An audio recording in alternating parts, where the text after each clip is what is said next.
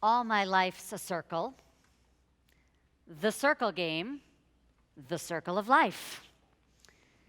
Like these, song after song suggests that the circle is the shape to which we should aspire, the shape our lives should take. Or we have circling the wagons, family circles, circles of concern. Circles are the places in which we live, the radiuses we drive, the people with whom we literally surround ourselves. And they are beautiful shapes in which to live, warm and safe and comforting. Our tradition might agree we wear an unbroken wedding band. We make 7 circles around our beloved. We mark our space as holy, boundaried, and unbreakable. Our circles and the carefully curated lives within them offer us a sense of control. They are our protection, perhaps false, against the messiness and chaos of being human. But circles can also keep us stuck, can keep us waiting, can keep us from growing. Take that very circle game, which tells us, and the seasons, they go round and round, and the painted ponies go up and down. We're captive on the carousel of time. We can't return, we can only look behind from where we came and go round and round and round in the circle game. Sweet campfire memories and nostalgia aside, the song gives a tough message, one that keeps us prisoner in the patterns and problems of our past and our present. That sing-song chorus is a vision of a world where we cannot change our future, where we are stuck in a never-ending circle, where there's no way to get out and no one can get in. 10 days ago, we stood and announced Hayom Harat Olam, today the world is born. And amidst tales of 7 days and speaking the world into being, the Kabbalists, our mystics, imagine a different version of creation, a version of seeing possibility and of making space. The mystics imagine that when God set out to create the world, there was no space in which to do the creating. Everything, everywhere, every inch was endless God, filled with God's light and God's power. And so we learn God engages in the act of tzimtzum, of contraction, withdrawing the divine light to create space for what was yet to come. Rather than see a world that was too full, God made space. As 2 only children, the decision for me and Ben to try for a second child was fraught. I distinctly remember turning to him just a few nights before Orly came into the world 3 years ago this week and saying, "I'm not so sure this was such a good idea." His response, of course, was, "It's a little late." All of the practical questions ran through my mind. Where would we fit another person into our small New York City apartment or into our life? How would these 2 working parents manage another schedule and another drop-off? How would we handle more boo-boos and more tears and more sleepless nights? And underneath it all, the question that I think all parents, I actually think all humans are asking, will I be able to find the space in my heart, in my calendar, in my soul, to love another? The answer, of course, is yes. Yes, I can love another child. Yes, I can find love again. Yes, the heart will expand. You know, throughout these holy days, we cry out to God as Avinu, our parent. Each of us in the room offers those words differently. We each imagine a different God or no God at all. That Avinu is not my parent, it's not your parent, it is our parent. God has infinite children. And that Avinu, our prayers tell us, loves each one of us with an unending love, with boundless expansiveness. So we tell ourselves there's no time in the calendar or no more seats at the table or that we have all the friends we need. And certainly some resources, time, money, are finite. But if God can make space, can't we? Try this. Think of a time where you felt included. Who was there?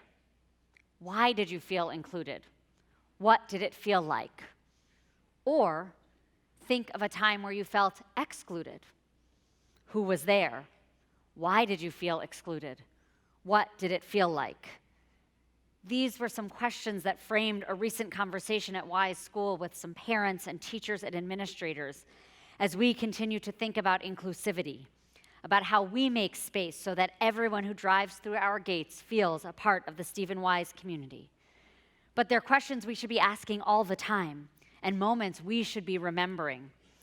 Maybe they're the stories we should be sharing with one another when we moved to this country and were strangers in a strange land, when we moved across the country and needed community, when we started our new life as a widow or divorced, or starting over just when we thought we had it figured out. I would venture a guess that most people, maybe everyone in this room, likes to travel. In fact, we save those very finite resources, our time and our money, just to step out of our comfort zones, our circles, our routines. We actively seek opportunities to taste new foods, or walk new streets, hear new languages, meet new people. We travel precisely because it opens our minds, broadens our perspectives, and helps us appreciate differences. And these are powerful motivations on their own, but this work, this travel, also helps us know ourselves better. We understand who we are and who we want to be. Helps us be both more resolute in our belief and more compassionate of others. I get to spend a fair amount of time these days in preschool classrooms. And when we sit in preschool, we often sit in a circle. That is, until our teachers ask us to take a tushy scoot or two backwards to make room for a friend who has no space to sit. And then we scoot. Turns out as adults, we're not so good at that. So this year, let's all take a tushy scoot backwards. Let's widen those circles just a little bit. Because we need not get on a plane to open ourselves this way. We can be travelers in our daily life. Be a traveler on the playground, at Starbucks, at the office, at the gym. Open yourself to new conversations, new experiences, new perspectives. Widen your circle, not only because you might make someone else feel included, not bad, but because you might grow. You might see the world or yourself differently. You might even change. Because there is room in these pews, at our Shabbat tables, in our hearts and our minds and our lives. Love is infinite, we learn. So is kindness. So is growth. So take a tushy scoot backwards and see what happens.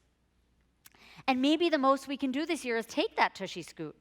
Maybe this is the year we invite someone new to our Shabbat table or say yes to the invitation from someone else. Maybe this is the year we swipe right on new opportunities. Maybe this is the year we take that class or attend that lecture, even though no one else we know is going to be there. It's no small thing. But there is another way to make space, maybe an even more powerful model than making space in the circle we already inhabit. Our tradition, particularly appropriate at this time of new beginnings, offers another metaphor for community and how we live in the world. Hayom Harat Olam. 10 days ago, we announced the creation of the world. In less than 2 weeks, as we celebrate Simchat Torah, we will turn back to the beginning of Torah, reading again the words, Bereshit bara Elohim. In the beginning, God created. Our ancient rabbis, lovers of language and wordplay, ask, why does our Torah, why does our human story begin not with the first letter of the alphabet, but with the second? Why, they ask, do we begin with a bet? Their answer is not a poetic one, not even a mystical one, but a geometric one. The letter bet is closed on the top, bottom, and right side, but open on its fourth side. Not a square or a circle closed off, rather the side that's facing left, the side that faces the rest of the Torah, the side facing the future, that is open. We cannot change what came before, our tradition teaches, but we can be open to what lies ahead. Glennon Doyle is a Christian blogger and activist, a little outside my circle, and she's a favorite author of mine. She writes a lot about our human tendencies to gather, literally to stand in circles. And she writes, also, horseshoes are better than circles. Leave space. Always leave space. Horseshoes of friends are greater than circles of friends. Life can be lonely. Stand in horseshoes.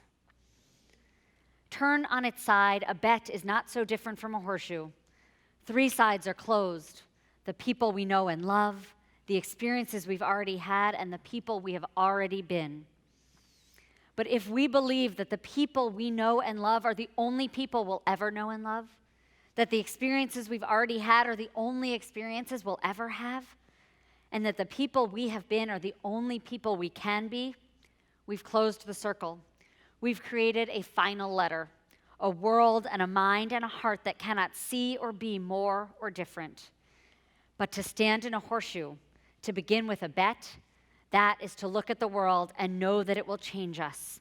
It's to welcome that change and partner with it.